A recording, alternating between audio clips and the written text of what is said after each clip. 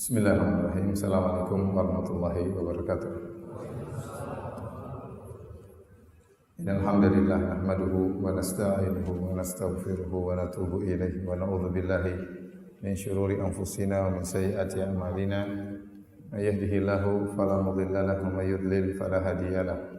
Wa asyhadu an la ilaha illallah wahdahu la syarika lahu wa asyhadu anna Muhammadan abduhu wa rasuluhu la nabiyya ba'dahu.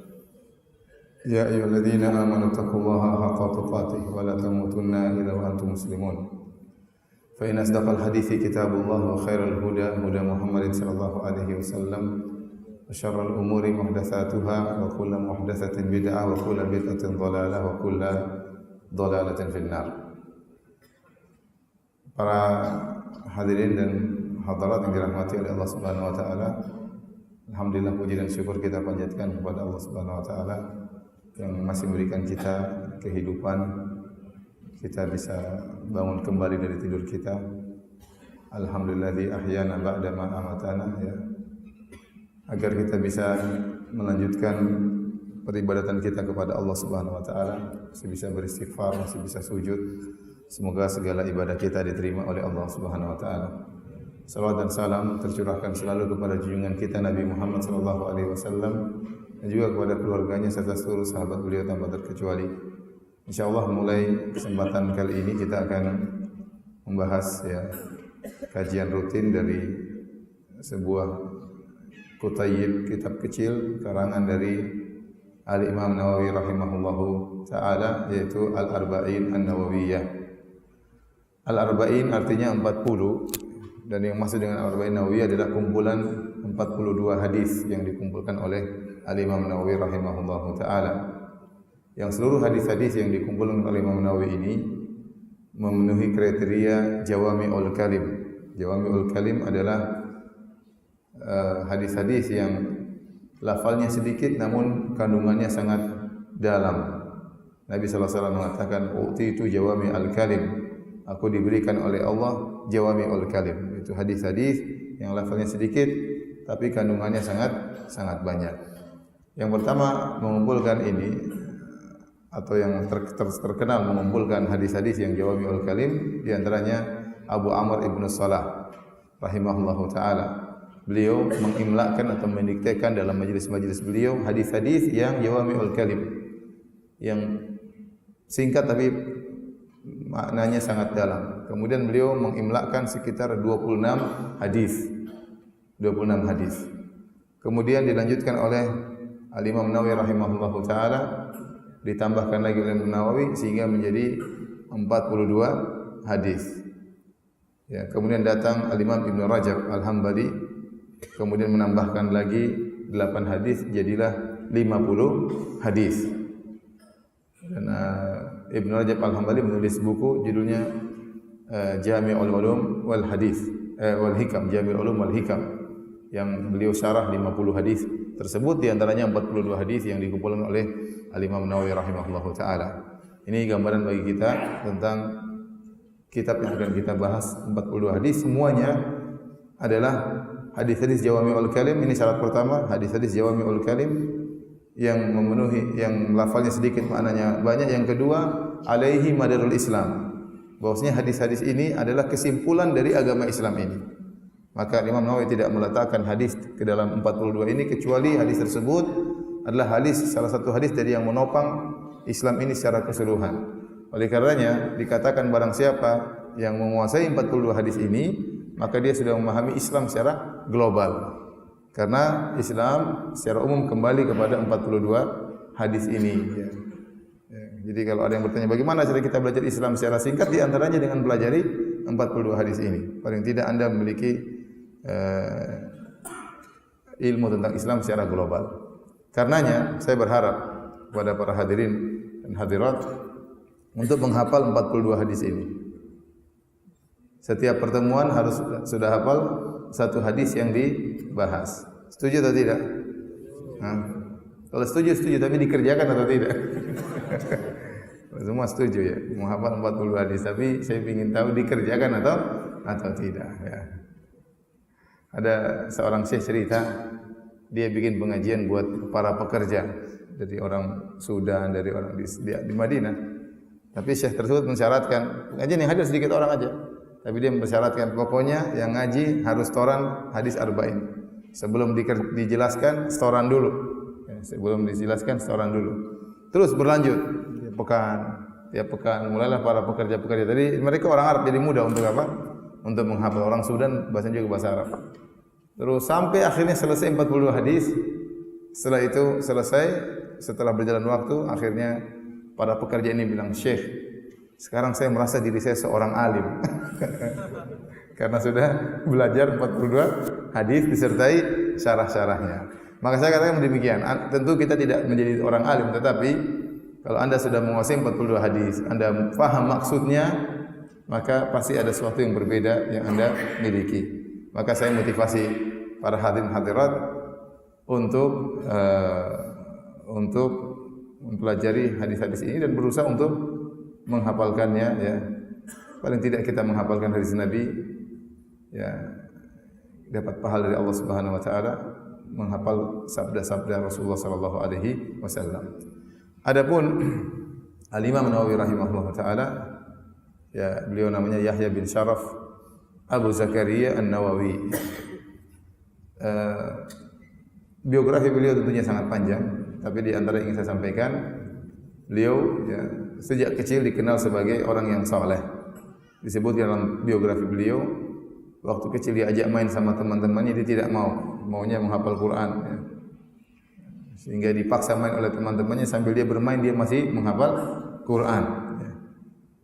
Kemudian belajar dan belajar, ya, sampai disebutkan pernah 2 tahun beliau tidak pernah menyengajakan untuk berbaring, selalu tidur dalam kondisi duduk. Kenapa? Karena belajar dan belajar. Kemudian disebutkan juga beliau makan cuma sekali dalam sehari.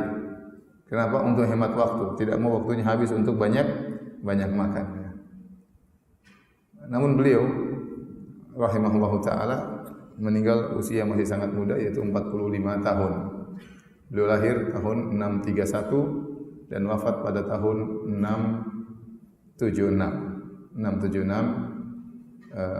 Hijriyah, yaitu pada abad ke-7. Ya, namun meskipun beliau meninggal dalam kondisi muda, terlalu banyak, ya, khazanah ilmiah yang beliau tinggalkan untuk umat Islam. Di antaranya kitab Al-Arba'in An-Nawawiyah ini, kitab yang sederhana kecil, namun dipelajari di mana-mana dan banyak anak-anak kecil menghafalkannya, ya. Banyak di masjid-masjid diajarkan kitab ini, di antaranya Masjid Al-Falah, ya, di Bambu Apus, ya. Kemudian juga beliau punya kitab yang terkenal juga namanya Riyadhus Shalihin, yang juga dibaca setiap pagi di Masjid Al-Falah, Bambu Apus, dan juga banyak dibaca di masjid-masjid lainnya di mancanegara. Di Arab Saudi juga sering mereka baca kitab Riyadhus Shalihin, biasanya ba'da asar. Ba'da asar dibaca 1-2 hadis dengan syarah singkat. Demikian. Jadi buku ini diterima oleh masyarakat, ya, tentang kitab Riyadhus Shalihin. Kemudian beliau juga memiliki buku-buku fikih seperti Ar-Rawdah, ya, kemudian juga Al-Majmu' Syarah Al-Muhadzab, yang buku tersebut buku sangat tebal-tebal, ya. Di antaranya adalah juga kitab Al-Minhaj Syarah Sahih Muslim, ya, yang juga dicetak tebal, ya, entah 11 jilid atau 9 jilid, sekitar gitulah. Jadi umur beliau yang singkat, namun hasil karya beliau sangat banyak. Ini menunjukkan bahwasanya yang jadi patokan di sisi Allah bukanlah panjangnya umur, tetapi apakah umur tersebut berkah atau tidak. Lihatlah Sa'ad bin Mu'adz radhiyallahu ta'ala anhu, yang beliau meninggal mungkin usia 38 tahun, 37 tahun sekitar itu, dan beliau hanya merasakan Islam mungkin cuma 8 tahun atau 7 tahun. Islam beliau cuma 7 atau 8 tahun, Sa'ad bin Mu'adz radhiyallahu anhu, tetapi waktu beliau meninggal ihtazza arsyur rahman. Arsy Allah bergetar li mauti Sa'ad, karena meninggalnya Sa'ad bin Mu'adz. Padahal Islam beliau cuma berapa tahun? 8 tahunan, 7 tahunan. Ya. Ini menunjukkan bahwasanya dipatokan adalah berkahnya waktu seorang hamba. Imam Nawawi meninggal usia 45 tahun, tetapi karyanya tidak selesai untuk kita bahas, kita baca ya. Ya, karena begitu dalam ilmu yang beliau tinggalkan buat umat Islam. Hadirin dan hadirat yang dirahmati Allah Subhanahu wa taala, maka pada kesempatan kali ini kita akan membahas hadis-hadis yang disampaikan oleh Imam Nawawi rahimahullahu taala. Dan pada kesempatan pagi ini kita akan menyampaikan hadis yang nomor 1, yaitu hadis an-niyyah, ya, hadisun niyyah. Hadis tersebut diriwayatkan oleh Al-Imam Al-Bukhari dan merupakan hadis pertama dalam Sahih Al-Bukhari, dan juga diriwayatkan oleh Imam Muslim dalam Sahihnya. Saya bacakan hadisnya. An Amiril Mukminin Abi Hafs Umar bin Khattab radhiyallahu taala anhu. Dari Amirul Mukminin Umar bin Khattab radhiyallahu anhu, kunyah beliau adalah Abu Hafs. Qala sami'tu Rasulullah sallallahu alaihi wasallam yaqul, aku mendengar Rasulullah sallallahu alaihi wasallam bersabda, innamal a'malu binniyat, sesungguhnya amalan tergantung niat. Wa innamal likulli imri'in ma nawa, dan masing-masing itu tergantung apa yang dia niatkan. Faman kanat hijratu ila Allahi wa rasulih, barang siapa hijrahnya karena Allah dan Rasulnya, fa hijratu ila Allahi wa rasulih, maka hijrahnya karena Allah dan Rasulnya. Faman kanat hijratuhu lidunya yusibuha, barang siapa yang hijrahnya karena dunia yang ingin dia raih, aw imra'atin yankihuha, atau karena seorang wanita yang ingin dia nikahi, fa hijratu ila ma hajara ilaih, maka hijrahnya itu sesuai dengan apa yang dia niatkan. Rawahu Imam al-Muhadditsin. Hadis ini diriwayatkan oleh dua imamnya para ahlu hadis. Imamnya para ahlul hadis yaitu Abu Abdullah Muhammad bin Ismail bin Ibrahim bin Al-Mughirah bin Bardizbah Al-Bukhari, dan yang satunya wa Abul Husain Muslim bin Al-Hajjaj bin Muslim Al-Qushairi An-Naisaburi radhiyallahu anhuma fi sahihaihima alladaini huma asahul kutub al-musannafah. Maka hadis ini diriwayatkan oleh Al-Imam Al-Bukhari dan Imam Muslim, kitab sahih mereka berdua. Taib. Ikhwan dan akhwat yang dirahmati Allah Subhanahu wa taala, maka pada kesempatan kali ini kita akan membahas secara singkat tentang kandungan dari hadis ini, itu hadis innamal a'malu binniyat.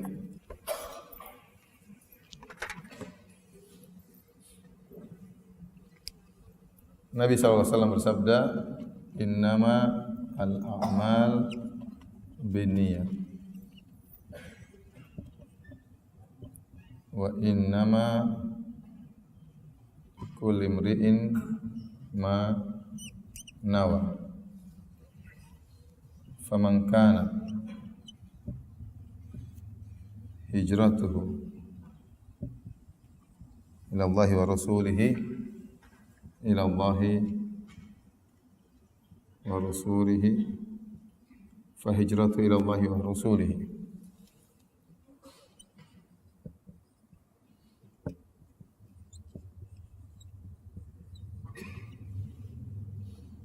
Wa man kanat hijratuhu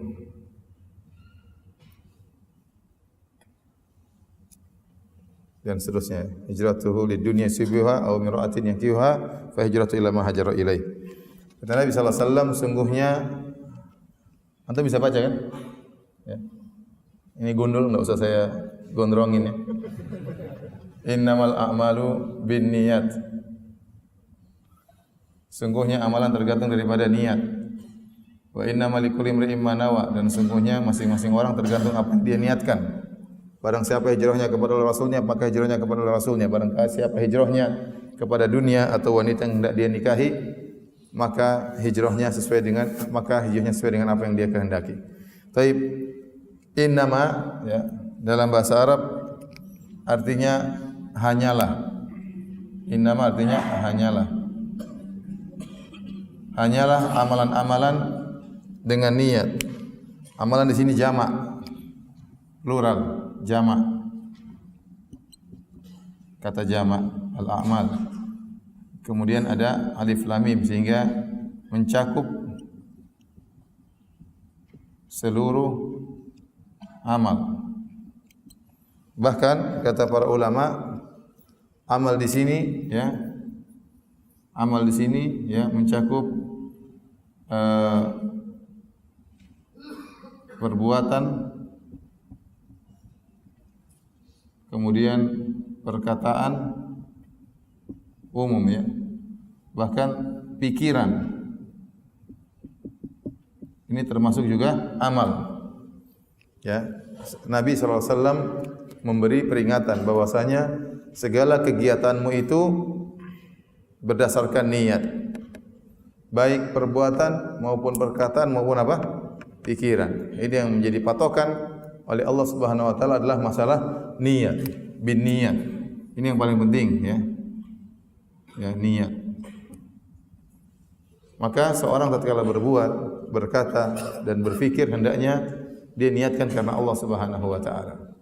Contoh yang paling nyata tentang masalah pikiran ya, seperti yang Allah sebutkan dalam kisah Al-Walid ibn Mughirah.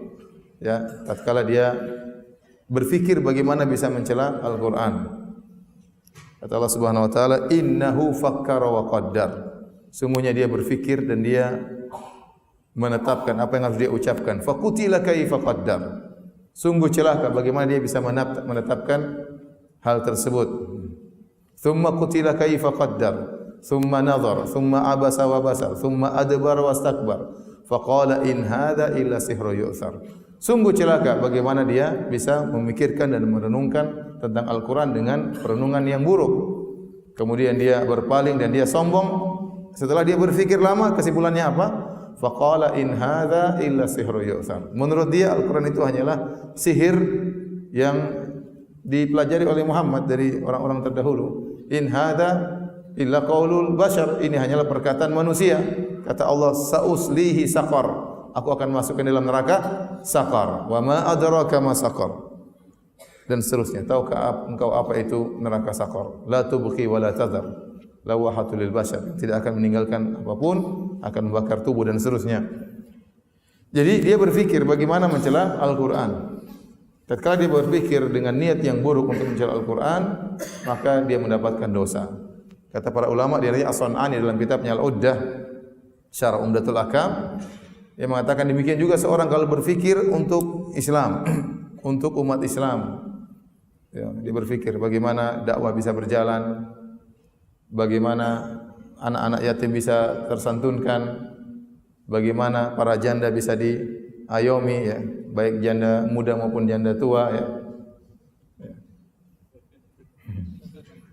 Bagaimana misalnya umat Islam bisa maju, dia berfikir demi kebaikan. Atau dia berfikir secara umum demi kebaikan bagaimana bangsa Indonesia bisa terjaga, bisa aman. Dia fikir. Semua yang dipikirkan ini tidak ada sia-sia di sisi Allah Subhanahu wa taala. Ya, orang mungkin tidak lihat apa yang kita pikirkan. Tetapi Allah Maha tahu Anda berfikir ini karena Allah atau bukan. Kalau seorang berfikir karena Allah, maka dia dapat pahala.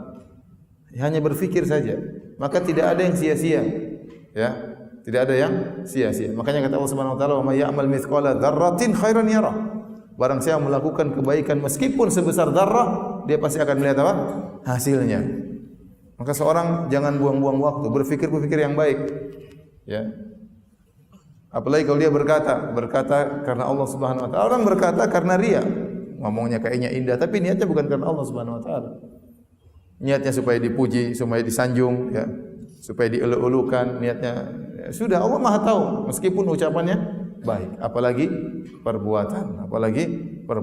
Semua perbuatan tergantung niatnya. Nabi SAW berkata, contoh senyum sederhana, senyum. Kata Nabi, la tahqiranna minal ma'rufi syai'an walau an talqa akhaka biwajhin talib.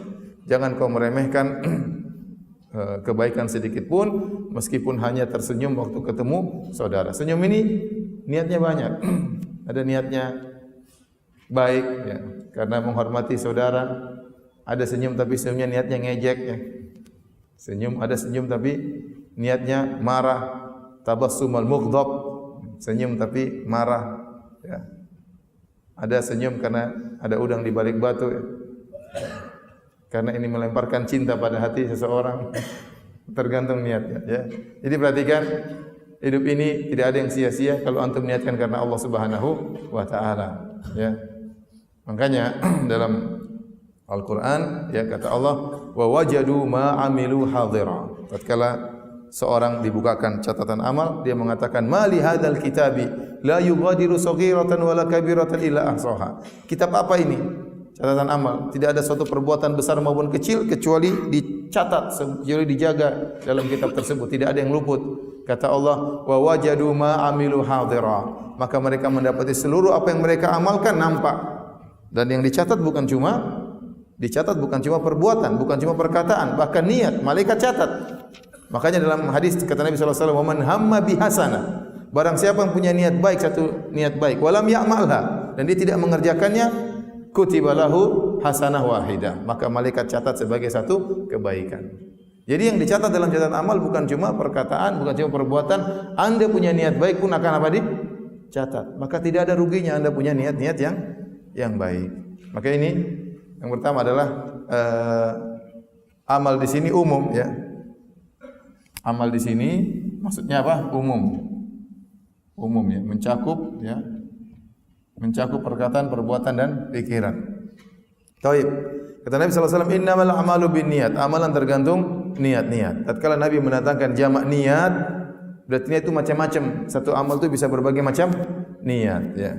Satu amal itu bisa berbagai macam niat. Seorang menyumbang, ada niatnya karena Allah, ada karena niatnya riya, ingin dipuji, ya. Berbagai macam niat. Maka seorang harus ingat bahwasanya yang amal yang dianggap oleh Allah jika niatnya karena apa? Karena Allah Subhanahu wa taala. Kemudian Nabi mengingatkan kembali, wa innamal likulli imrin ma nawa. Dan hanyalah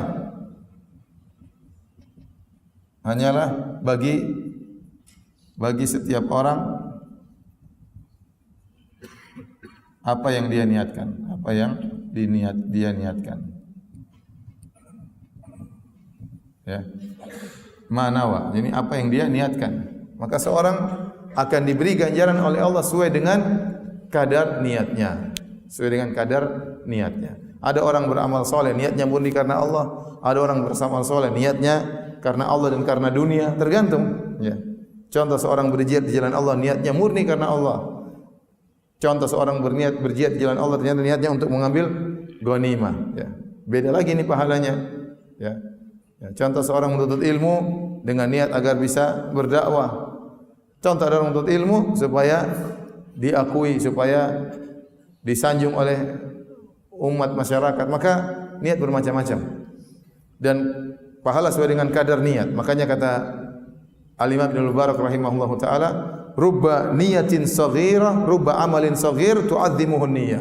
Betapa banyak amalan yang kecil jadi besar karena niat yang luar biasa, niat yang ikhlas luar biasa. Semakin tinggi niatnya, semakin tinggi kadar pahalanya.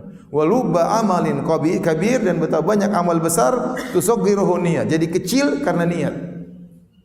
Amal itu besar tapi jadi kecil nilainya si Allah, kenapa niatnya enggak beres, ya. Niat itu sangat pengaruh. Oleh karena kata Nabi sallallahu alaihi wasallam, "Man talaba syahada bisidqin," barang siapa yang berniat untuk mati syahid dengan niat yang tulus, ballaghahu Allahu manazil syuhada wa in mata ala firasyi. Hadis riwayat Muslim. Barang siapa yang berniat untuk bisa meninggal dalam kondisi syahid, ya, dengan tulus niatnya, maka Allah akan sampaikan dia kepada derajat orang-orang yang mati syahid meskipun dia meninggal di atas tempat tidurnya. Bayangkan niatnya mengantarkan dia sampai derajat syuhada meskipun dia meninggal di atas tempat tidur.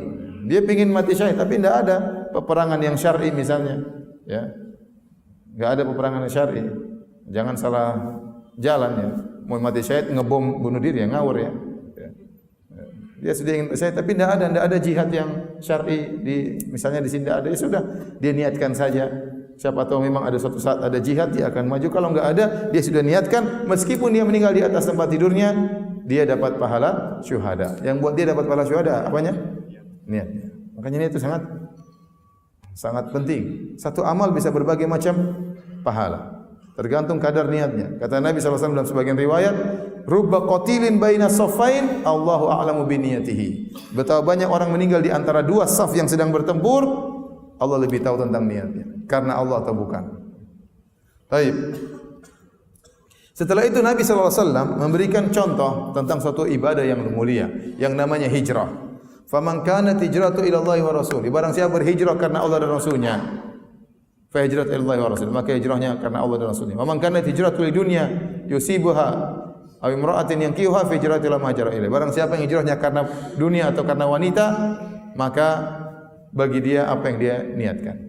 Hijrah ya adalah ibadah yang sangat mulia. Makanya dijadikan contoh oleh Nabi sallallahu alaihi wasallam. Ya. Bahkan dalam Al-Qur'an disebutkan hijrah banyak, bahkan hijrah disebutkan terkadang sebelum jihad. Ya. Walladzina amanu wa hajaru wa jahadu, dan orang-orang beriman, berhijrah dan berjihad. Ini dalam Al-Qur'an banyak ayat seperti ini. Makanya Nabi sallallahu alaihi wasallam mengatakan al-ibadatu fil haji ka hijratin ilayya. Barang siapa yang beribadah di musim fitnah, maka seperti berhijrah kepadaku, ya. Rasulullah motivasi orang untuk sibuk beribadah, jangan terlalu ngurusin fitnah, karena pahalanya seperti berhijrah kepada Nabi sallallahu alaihi wasallam, ya. Intinya, ya, banyak keutamaan tentang hijrah. Dan hijrah adalah berpindahnya seorang. Hijrah itu ada dua. Kata Al-Hafidz Ibnu Hajar rahimahullah taala, hijrah di zaman Nabi ada dua, dan ada yang lebih umum lagi yang hijrah artinya at-tark, ya, artinya adalah at-tark, meninggalkan. Ini adalah pertama adalah hijrah meninggalkan tempat ke tempat yang lain.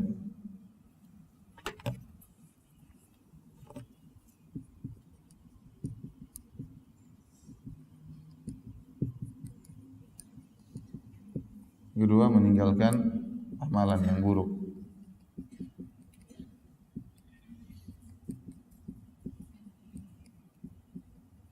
Menuju amal soleh. Meninggalkan tempat ke tempat yang lain, ini di zaman Nabi SAW ada dua, yaitu dari darul khauf ila darul aman. Yaitu dari negeri yang tidak aman ke negeri yang aman.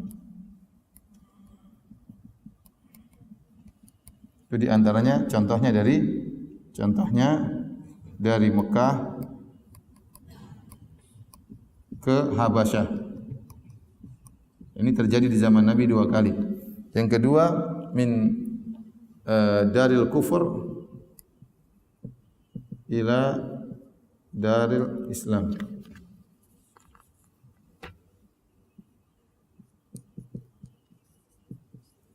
Dari negeri kafir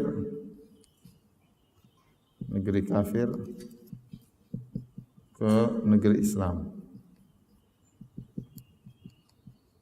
Ini contohnya adalah dari Mekah ke Madinah. Ini awal terjadi hijrah di zaman Nabi dua kali, hijrah di zaman Nabi tiga kali. Pertama ke negeri Habasyah, keduanya ke negeri Habasyah. Dari Mekah terjadi keributan, maka Nabi menyuruh para sahabat berhijrah ke negeri Habasyah. Negeri Habasyah negeri Nasrani, ya, tetapi di situ negeri yang aman, para sahabat bisa beribadah di sana dengan tenang. Maka Nabi menyuruh para sahabat berhijrah ke negeri milik orang-orang Nasrani, namun rajanya adil, Raja Najasyi. Maka berangkatlah para sahabat berhijrah di sana. Hijrah yang pertama. Kemudian ada isu bahwasanya orang-orang Quraisy sudah berubah menjadi baik, maka para sahabat pulang, ternyata masih belum baik lagi, masih diintimidasi lagi. Para sahabat berhijrah dua kali ke negeri Habasyah. Sampai akhirnya setelah Nabi berdakwah 13 tahun di Mekah, ternyata di Madinah sudah mulai tumbuh benih-benih negara Islam. Maka Nabi pun berhijrah ke kota Madinah, dari negeri kafir ke negeri Islam, yaitu dari kota Mekah menuju kota Madinah. Jadi barang siapa yang tinggal di suatu negeri, ternyata negeri tersebut, ya, tidak bisa beribadah, dilarang untuk beribadah, maka wajib bagi dia untuk meninggalkan negeri tersebut menuju ke negeri yang lain yang dia mudah untuk beribadah. Dan orang yang tetap bertahan di negeri yang dia tidak bisa beribadah, maka dia tercela. Kata Allah, alam takun ardullahi wasi'ah fatuhajiru fiha. Bukankah bumi ini Allah ini luas, kok bisa berhijrah? Ya. Oleh karena di sebagian negara seperti dulu di Soviet, orang tidak bisa beribadah. Orang yang punya ketahuan dalam rumah Al-Quran dibunuh, orang yang baca Quran ditangkepin, ya. Ya, sehingga dahulu mereka begitu sulit untuk menghafal Quran, baca Quran diam-diam. Kalau mau hafaz Quran harus masuk dalam goa-goa untuk belajar, ya. Alhamdulillah, ya. Sehingga mereka harus berhijrah, ya, berpindah. Yang kedua adalah meninggalkan amalan yang buruk. Ini yang kata Nabi sallallahu alaihi wasallam, al-muslim man salimal muslimuna min lisani wa yadihi. Seorang muslim adalah seorang yang orang lain tidak terganggu dengan lisannya dan perbuatannya. Wal muhajir man hajara ma nahallahu anhu, dan orang yang berhijrah sungguhnya adalah orang yang meninggalkan apa yang dilarang oleh Allah Subhanahu wa taala. Inilah yang sering orang mengatakan sudah hijrah, sudah hijrah. Tadinya tukang makan riba sudah tobat, tadinya tukang zina sudah bertobat, ya. Ini namanya orang yang sudah berhijrah. Gaya hidup dia berubah, maksiat yang dia kerjakan dia tinggalkan karena Allah Subhanahu wa taala. Itu namanya hijrah. Dan hijrah ini ibadah yang mulia. Makanya dijadikan contoh oleh Nabi bahwasanya hijrah ibadah yang mulia tersebut ternyata ada dua kemungkinan. Kemungkinan pertama hijrahnya karena Allah, kemungkinan kedua hijrahnya karena dunia. Ini sebagai penerapan dari awal hadis.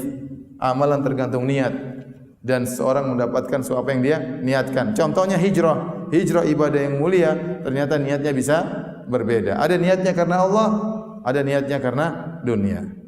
Maka Nabi SAW kemudian mengklasifikasikan hijrah menjadi dua. Yang pertama, hijrah karena Allah dan Rasulnya. Ya. Sini yang pertama apa? Hijrah. Dalam hadis ini kata Nabi, hijrah pertama karena Allah dan Rasulnya. Yang kedua karena apa? Dunia dan wanita. Ya. Bentuknya sama-sama berhijrah, sama-sama pergi meninggalkan Mekah menuju Madinah.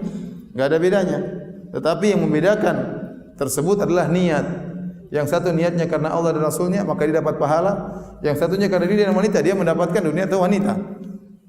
Jadi kata Nabi SAW, di dunia yusibuha. Di dunia yusibuha. Ayimra'atin yang kihuha. Karena dunia yang ingin dia dapatkan atau wanita yang ingin dia nikahi. Dunia diambil dari kalimat dunu. Dunu artinya qarib, dekat. Artinya apa? Dunia itu sebentar. Ya, dunia itu cuma sebentar. Maka disebut dengan dunia karena dari kalimat ad-dunu yang artinya dekat. Karena orang tinggal dunia tidak akan lama. 60, 70, 80 dipanggil oleh Allah Subhanahu wa taala, ya. Ya, tidak akan lama tinggal dunia. Yang kedua kata Nabi, atau wanita yang dia nikahi. Ya, Nabi menyebutkan wanita secara khusus setelah dunia. Penyebutan wanita secara khusus secara dunia menunjukkan fitnah wanita luar biasa. Makanya Nabi mengatakan, fattaqud dunya wattaqun nisa. Takutlah kalian hati-hati terhadap dunia dan hati-hati terhadap wanita. Padahal wanita termasuk bagian daripada dunia, tapi wanita disebutkan secara khusus karena wanita ini bisa menimbulkan fitnah yang banyak bagi para lelaki. Betapa banyak lelaki hancur gara-gara terfitnah dengan wanita, terjerumus dalam hal yang diharamkan oleh Allah Subhanahu wa taala. Kata Nabi sallallahu alaihi wasallam, innal mar'ata auratun, dalam Sunan Tirmizi, wanita itu aurat. Fa idza kharajat, kalau wanita keluar, istasyrafa syaitan, diintai oleh syaitan. Syaitan begini kalau wanita keluar. Kenapa? Siap untuk dihiasi sehingga dipandang semakin menawan di pandangan para lelaki, ya. Sehingga terjadi berbagai macam penyimpangan, ya, sosial gara-gara terlalu banyak wanita keluar tidak pakai aturan, ya. Taib, ini secara umum pembahasan tentang hadis innamal a'malu binniyat. Sudah dicatat? Ya. Kalau belum dicatat, difoto, ya. Sekarang orang zaman now tidak perlu catat apa, di foto dulu, nanti catat di rumah. Karena saya mau lanjut lagi habis ini, saya mau hapus. Ya. Ustadznya ustadz zaman now, muridnya murid zaman.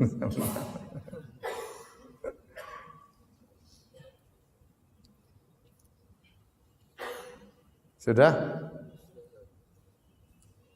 Kalau sudah tolong dihapus.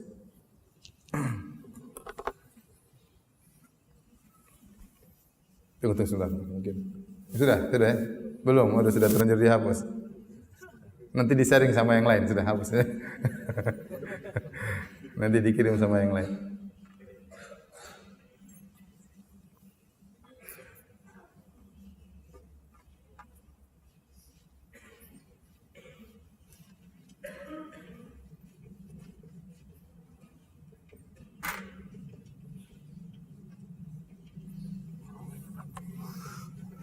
Bahasan berikutnya kita akan bahas tentang fungsi niat. Fungsi niat dalam Islam.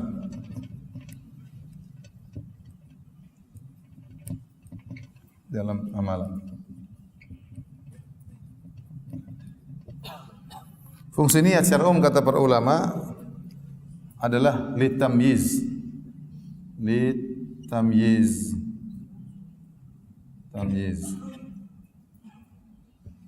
Tamyiz artinya untuk membedakan, sebagai pembeda. Pembeda di sini ada dua juga, ya. Antara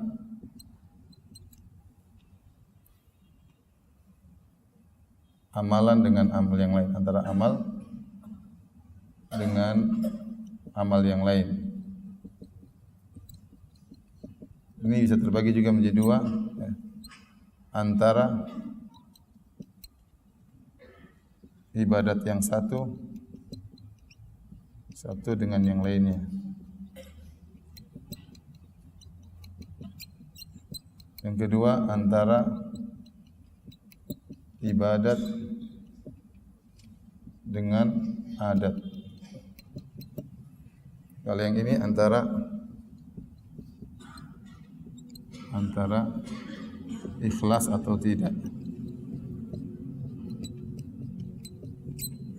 Yang menentukan adalah niat. Kita jadi fungsi niat itu untuk membedakan. Kata Nabi, innamal a'malu binniyat. Amalan tergantung apa? Niatnya. Contoh antara amalan yang satu dengan amal yang lain, antara ibadah dengan adat. Contoh mandi.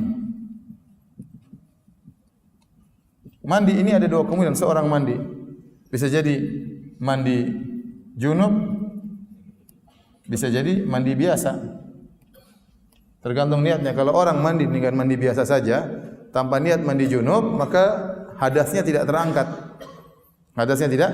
Contoh, dia berhubungan dengan istrinya ba'da subuh. Dengan istrinya ba'da subuh. Kemudian dia mungkin ke pasar, dia belum mandi junub, dia lupa, dia mau berangkat pergi salat Jumat, dia mandi, tapi dia tidak mandi untuk niatnya mandi apa? Junub. Kemudian dia salat Allahu akbar, selesai salat Jumat, assalamualaikum. Tadi saya mandi niatnya apa ya? Ternyata dia lupa niatnya untuk mandi junub, maka salatnya tidak sah. Berarti dia tadi belum bersuci. Paham? Kenapa waktu dia mandi bukan niatnya untuk mandi junub? Ini di antara fungsi niat membedakan antara adat dengan ibadah. Contoh, seorang bisa jadi tadi makan dari pagi sampai siang enggak makan. Mungkin tidak ada makanan, ya. Mungkin istri belum masak, ya. Dia tidak dapat pahala. Tetapi kalau dia niatkan dari pagi tadi, niatnya puasa, maka dapat pahala atau tidak? Dapat pahala. Contohnya apa? Puasa. Bisa jadi karena ibadah, bisa jadi karena tidak ada makanan.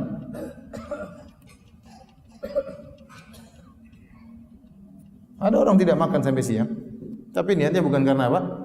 Puasa. Kebetulan nggak dapat makanan aja, ya. Sehingga dia tidak dapat pahala. Tapi kalau sejak pagi diniati karena puasa, pahala terus mengalir. Argo pahala jalan. Ini contoh antara ibadat dengan adat. Sekarang bahasan antara adat ibadah yang satu dengan ibadah yang lain. Contohnya ya. Pertama, antara wajib dan sunnah. Contoh, seorang masuk masjid, ya, salat zuhur dengan qobliyah zuhur. Seorang masuk masjid setelah azan zuhur, dia masuk masjid. Kita boleh salat qobliyah zuhur 4 rakaat, boleh. Boleh 2 rakaat, boleh 4 rakaat. 4 rakaat ini cara mengerjakan 2 model. Bisa 2 rakaat salam, bisa 2 rakaat salam. Bisa langsung 4 rakaat langsung. Caranya persis seperti salat zuhur, persis. Rakaat kedua tasyahud awal, rakaat keempat tasyahud akhir, persis. Bentuknya sama. Sama-sama salat sirriyah, sama-sama 4 rakaat. Tapi tergantung niat. Niat yang membedakan. Ini salat qobliyah atau salat apa? Salat zuhur. Paham? Beda antara yang wajib dan sunnah.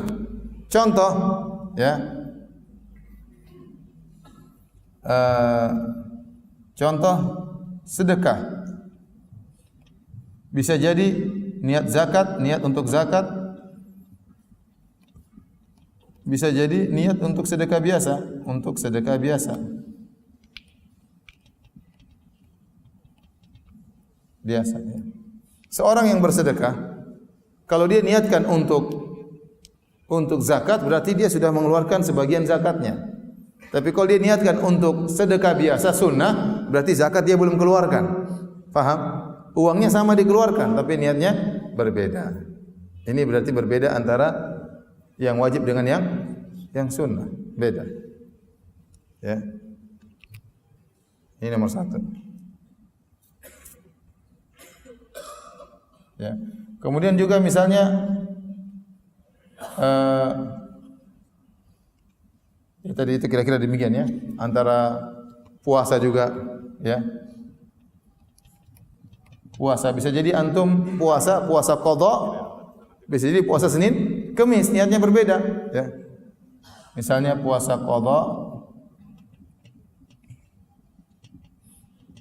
atau puasa misalnya niatnya puasa Senin Kamis. Ini juga berbeda. Bentuknya sama-sama puasa, tapi niatnya berbeda sehingga merubah amalan tersebut. Paham? Sudah ngantuk belum? Terus, ini contoh ya. Jadi seorang harus niatnya ada. Ya. Jangan dia sudah kasih duit sama orang, sudah ini sedekah buat kamu. Saya belum bayar zakat. Tadi niatnya buat zakat yang tadi. Oh, enggak bisa. Sudah terlanjur dikasih sama orang, enggak bisa. Tapi yang berikutnya antara ikhlas dengan tidak. Ini berarti al-ma'mul lahu al-maqsud bihi, yaitu apakah untuk Allah atau untuk selain Allah. Itu untuk Allah atau selain Allah. Ikhlas atau riya.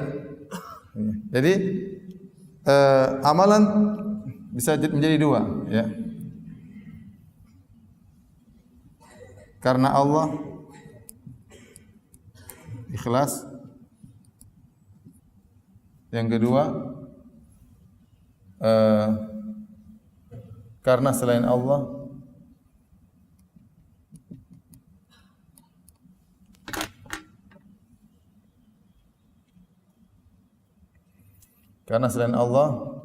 ini juga terbagi menjadi 2. Karena dunia,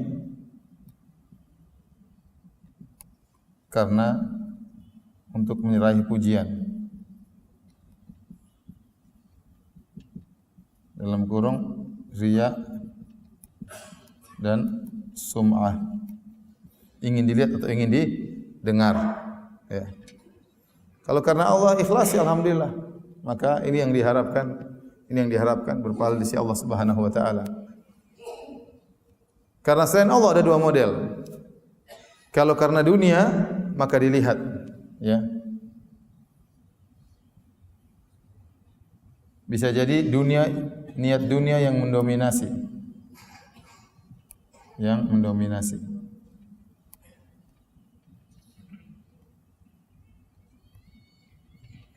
Maka ini tidak ada pahalanya.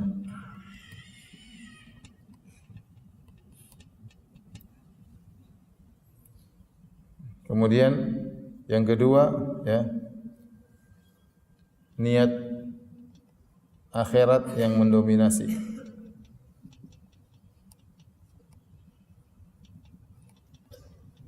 maka ini berpahala. Ya. Kalau ini sama-sama kuat, maka wallahu alam.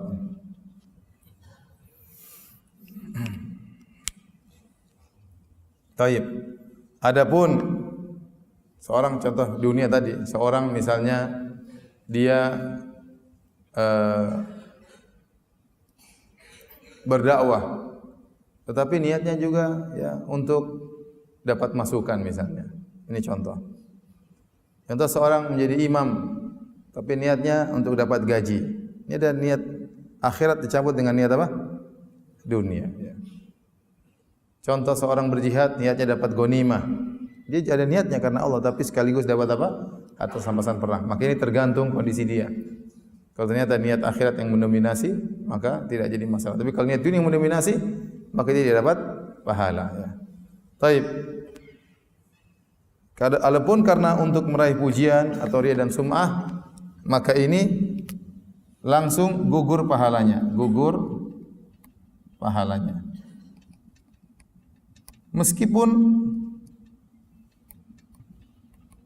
riyanya hanya 1%. Kapan dia niatnya karena Allah, tercampur ingin dipuji, meskipun hanya ingin sedikit dipuji, langsung gugur pahalanya. Jadi dibedakan antara niat dunia dengan niat untuk dipuji. Kalau niat dunia masih ada perincian. Tapi kalau niatnya karena ingin dipuji, langsung pahalanya gugur. Makanya bahaya, masalah riya ini sangat berbahaya.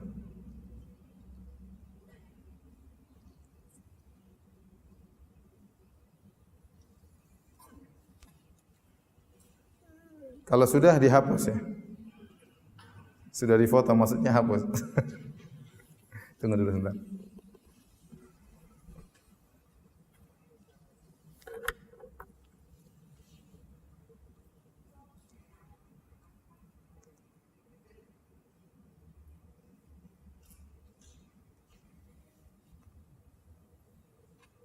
Sabar ya, sedikit lagi ya, selesai. Mau sarapan antum kah? Saya juga mau sarapan, bukan cuma antum aja.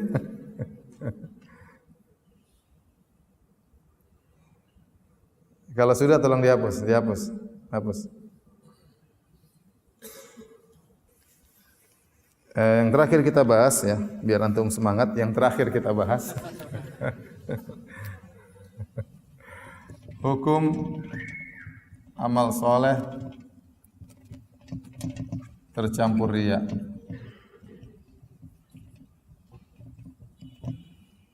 Ya, maka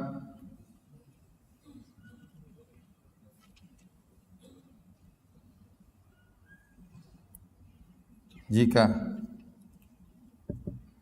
tercampur riya sejak awal, maka gugur.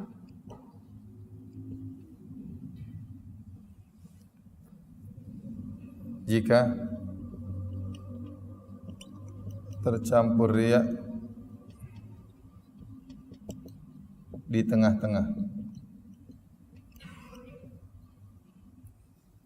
jika riyanya muncul belakangan setelah selesai beramal.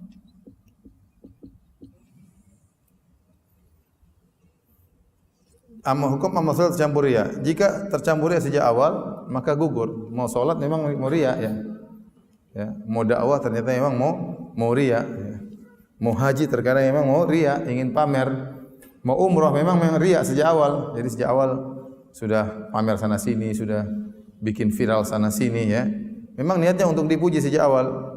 Maka langsung amalnya apa? Gugur, tidak diterima. Sebesar apapun amal tersebut.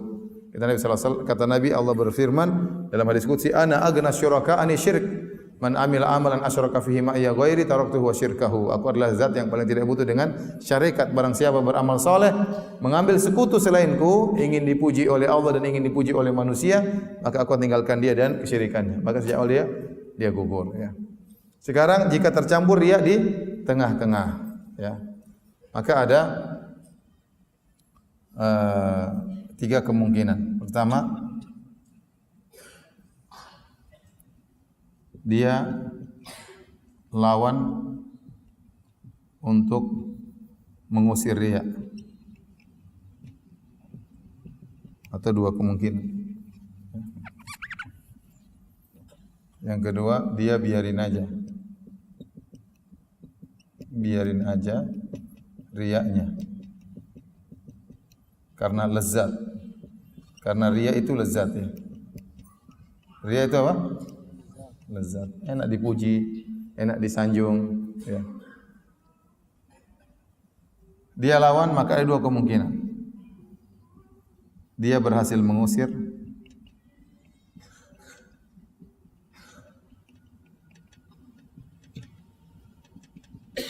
yang kedua, dia tidak berhasil.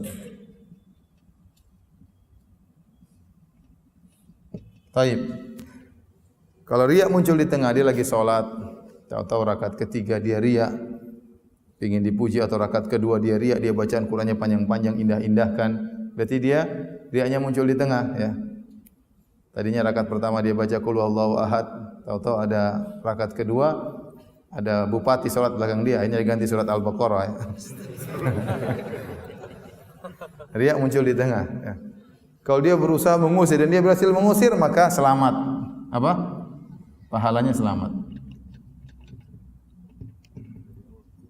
Iya, selamat dari awal. Kalau dia sudah berusaha mengusir namun tidak berhasil, sama, pahala juga selamat. Kenapa? Dia sudah berusaha. La yukallifullahu nafsan illa usaha. Dia sudah berusaha. Tidak mampu, terlalu lezat riya tersebut. Mau dilawan enggak bisa. Yang penting dia sudah berusaha. Jadi masalah dia biarin aja. Dipuji oleh orang, lagi berdakwah di tengah, Ustaz pintar sekali. Oh memang, saya memang pintar, dulu saya ranking, saya doktor, saya ini. Iya benar. Ya. Ini cuma kasih tahu aja, bukannya sombong ya. Nah, itu. Dia lezat dengan riya tersebut. Langsung dia mulai cerita sana sini. Dia lezat. Dia sholat kemudian dia riya tengah jalan. Jika dia biarkan riyanya karena riya itu lezat. Bagaimana? Ini ada khilaf ini. Riya yang muncul di tengah ada khilaf. Ada yang mengatakan amalnya gugur. Ada yang mengatakan tidak gugur. Karena yang jadi patokan adalah awalnya.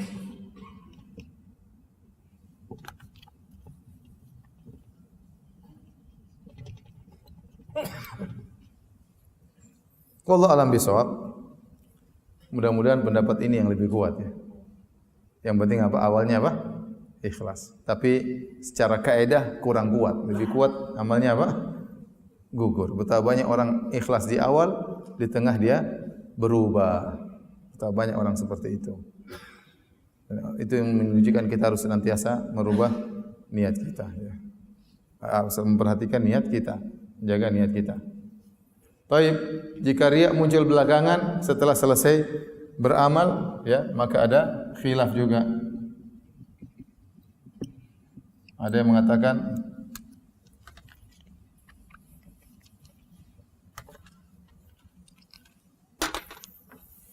ada khilaf ya. Ada yang mengatakan amalnya gugur.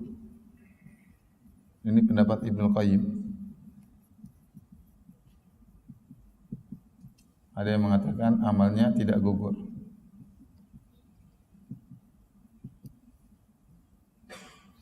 Karena sudah selesai. Riya yang muncul belakangan yang muncul belakangan itu dosa tersendiri, dosa tersendiri, tidak ada kaitannya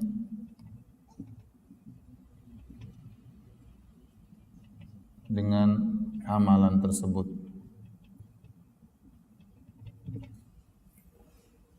Jadi kalau riya, seorang berdakwah ikhlas, terus 2 tahun kemudian cerita, saya pernah berdakwah di Papua, saya pernah berdakwah, dia pamer, ya. Dia pamernya belakangan tapi. Nah, apakah pahala dia berdakwah dulu gugur gara-gara riya 2 tahun setelahnya? Ada orang umrah atau haji, sama dia ikhlas waktu haji, nangis ingin diampuni dosa, tapi setelah itu cerita, saya sudah haji 2 kali. Saya haji saya tiap tahun, alhamdulillah saya diberi kemudahan untuk haji. Alhamdulillah, tapi riya ya. Maka dia riyanya 2 tahun berikutnya. Nah, apakah haji dan umrahnya masih diterima? Maka ada khilaf. Menurut Ibnu Qayyim, apa yang dia riakan semuanya gugur. Karena riya bisa membatalkan apa? Pahala, ya. Adapun sebagian ulama mengatakan tidak. Dia riya itu dosa tersendiri. Amal yang lalu sudah lewat, riyanya dosa tersendiri. Saya lebih condong pada pendapat ini. Bahwasanya kalau dia riya belakangan itu dosa tersendiri, tidak ada kaitannya dengan amal yang sudah lewat. Paham? Paham tidak? Udah lapar kah? Tayyib, ini sekarang jadi pertanyaan lagi. Jika riya muncul sejak awal, setelah itu dia bertobat. Contoh, nyumbang 1 miliar buat masjid supaya dipuji. Setelah ngaji, ikut pengajian, dia taubat. Pahalanya gimana? Waduh, ternyata saya dulu nyumbang 1 miliar karena ingin dipuji. Waduh, sekarang saya taubat, saya baru ikut pengajian. Ya Allah, kembalikanlah pahala 1 miliarku. Udah terlanjur riya, gimana? Dia ingat betul waktu dia nyumbang 1 miliar itu ingin riya, makanya dia share, dia sebutkan, dia foto-foto, dia pajang sana sini, ya, tulis mungkin masjid namanya, ya, Masjid Firanda misalnya. Ya. Semua orang, biar orang tahu ini saya yang bangun. Memang dia riya, memang dia tahu dia riya. Setelah itu dia sadar belakangan, lah, bagaimana nasib pahalanya ini? Bagaimana nasibnya? Maka ini ada khilaf. Yang pertama, ya sudah, selesai. Hilang pahalanya. Karena amalnya bukan amal soleh. Dan ini pendapat Ibnu Qayyim. Ibnu Qayyim kenceng masalah gini-gini. Rahimahullahu ta'ala. Pendapat yang kedua, ya, kalau taubat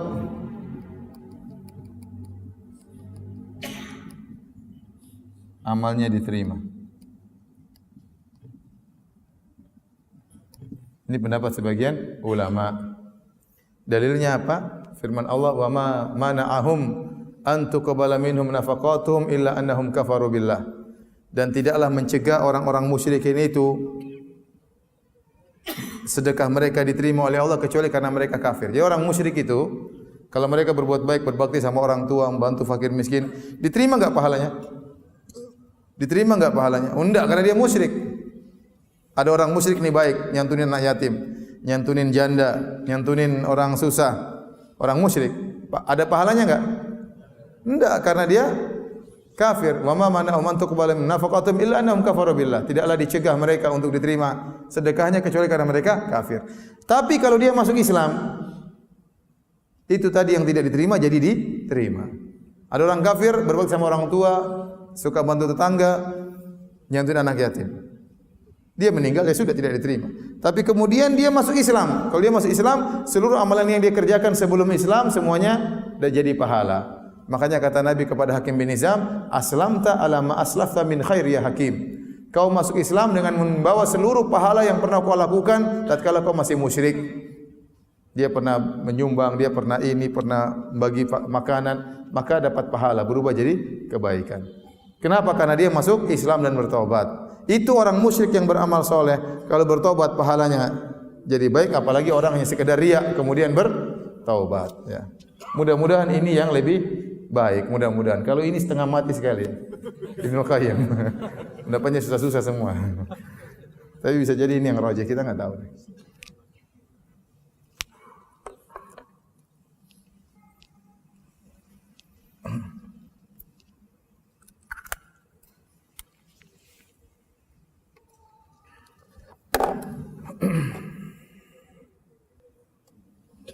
Taib. Inilah yang bisa saya sampaikan tentang hadis yang pertama, nama amalu binniyat, mengingatkan kita agar kita benar-benar ikhlas dalam beribadah. Percuma ibadah kita banyak, sumbangan kita banyak, dihormati sama orang banyak, ya, waktu banyak terbuang, tapi ternyata kita tidak ikhlas, maka ibadah kita akan hilang sia-sia, tidak ada manfaatnya di sisi Allah untuk kita pada hari kiamat kelak. Demikian saja. Nggak usah tanya jawab ya. Ada? Nggak usah lah. Satu aja biar Pak Heban aja. Jawab tanya Pak. Oke. Ini pertanyaan lewat WhatsApp. Pertanyaan zaman now.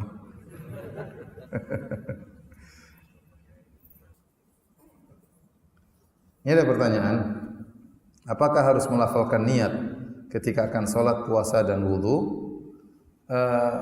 Ini ada dua pendapat secara umum. Jumhur ulama berpendapat tidak perlu melafalkan niat.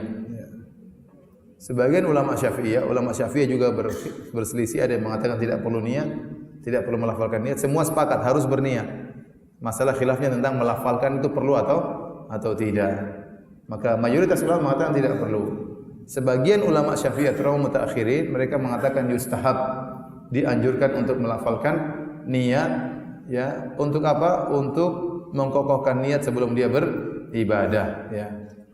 Oleh karenanya tatkala dia salat zuhur dia mengatakan usolli fardhu dzuhri arba'a raka'atin mustaqbilal qiblati adaan ma'muman lillahi ta'ala, ya.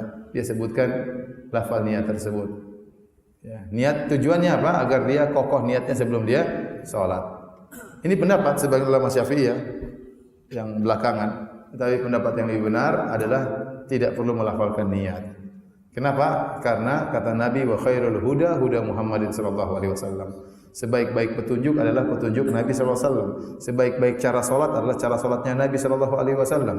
Dan Nabi salat begitu banyak salat tidak diriwayatkan sekalipun Nabi pernah melafalkan niat. Dan para sahabat, ribuan sahabat, mereka salat tidak pernah diriwayatkan mereka melafalkan niat. Tidak ada Nabi melafalkan niat. Jangankan dalam hadis yang sahih, dalam hadis yang dhaif pun tidak ada. Jangankan dalam hadis yang dhaif, hadis palsu pun tidak ada Nabi pernah melafalkan niat. Maka yang sebaik-baiknya kita mengikuti tata cara salat Nabi sallallahu alaihi wasallam. Namun kalau ada saudara kita yang melafalkan niat, kita katakan dia mengikuti pendapat sebagian ulama, ya. Namun saya ingatkan bagi saudara-saudara kita dari mazhab Syafi'iyah yang melafalkan niat, Syafi'iyah juga ada dua pendapat, ya. Saat ada yang mengatakan tidak perlu, ada yang mengatakan perlu. Perlu dia ingat, kalau dia melafalkan niat, maka dia tidak perlu keras-keras. Ya, tidak perlu keras-keras karena tujuan dia melafalkan niat itu bukan untuk kasih tahu temannya, bukan. Dan juga bukan untuk kasih tahu Allah, bukan. Karena Allah sudah tahu, tidak perlu dia lafalkan, Allah tahu isi hatinya. Tetapi tujuannya adalah untuk dirinya. Sehingga waktu dia melafalkan niat adalah supaya dia tahu ini salat apa, saya statusnya sebagai apa. Maka tidak perlu keras-keras. Usolli fardhu dhuhri, enggak perlu. Tetangganya bilang saya juga sudah tahu, sama saya juga salat zuhur. Tetapi kalau dia ingin melafalkan niat sebagai mazhab Syafi'i dengan pelan-pelan saja. Sholli fardhu dhuhri. Untuknya mengkokohkan niat dia karena tujuannya untuk dirinya, bukan untuk kasih tahu tetangganya, bukan untuk kasih tahu Allah. Allah sudah tahu. Tetangganya pun sudah tahu kita salat zuhur, enggak usah bilang-bilang. Saya sudah tahu juga 4 rakaat. Saya sudah tahu juga jadi makmum. Ente itu makmum bukan imam. Enggak perlu kasih tahu saya. Ya. Oleh karenanya, tatkala seorang melafalkan niat sebagaimana pendapat ulama Syafi'iyah mutaakhirin, maka cukup disirkan. Pelan aja. Shalli fardhu dhuhri 4 rakaat mustaqbilal qiblati adaan ma'muman ta'ala. Ya. Tetapi yang benar tidak perlu. Karena Nabi sallallahu alaihi wasallam salat tidak melafalkan niat. Para sahabat, ribuan sahabat tidak melafalkan niat. Orang-orang Arab Badui yang masuk Islam, mereka salat juga tidak pakai melafalkan niat. Jangan ada yang bilang para sahabat kan sudah alim, kita kan orang awam. Orang Arab Badui juga yang baru masuk Islam tidak pakai lafalkan apa? Niat, ya, tidak pakai melafalkan niat. Jadi yang terbaik adalah wa khairul huda huda Muhammad, sebaik-baik petunjuk Nabi sallallahu alaihi wasallam. Sebaik tata cara salat adalah salatnya Nabi sallallahu alaihi wasallam. Nabi tidak melafalkan niat. Yang kita khawatirkan juga sebagian orang karena berlebih-lebihan dalam ini sehingga akhirnya terjerumus dalam was-was. Ya. Shalli fardhu, ulang lagi. Kurang pas. Lisannya tidak sesuai dengan hatinya, ulang. Enggak pas, ulang lagi. Shalli fardhu. Begitu imamnya ruku Allahu Akbar langsung pas. Shalli. Jadi saya ingatkan tidak perlu kita ribut masalah ini karena ini pendapat ulama Syafi'iyah mutaakhirin. Silakan melafalkan niat yang ingin melafalkan niat, tapi tadi jangan dikeraskan dan jangan sampai terjerumus dalam apa? Was-was. Ya. Hanya sekedar mengkokohkan sedikit selesai. Ya. Baik, itu saja kajian kita. Insyaallah kita lanjutkan pada kapan lagi? Tunggu aja pengumuman ya. Hadis yang kedua ya. Kurang lebihnya saya mohon maaf. Subhanakallah bihamdik asyhadu an la ilaha illa anta astaghfiruka wa atubu ilaik. Assalamualaikum warahmatullahi wabarakatuh. Sudah syuruk.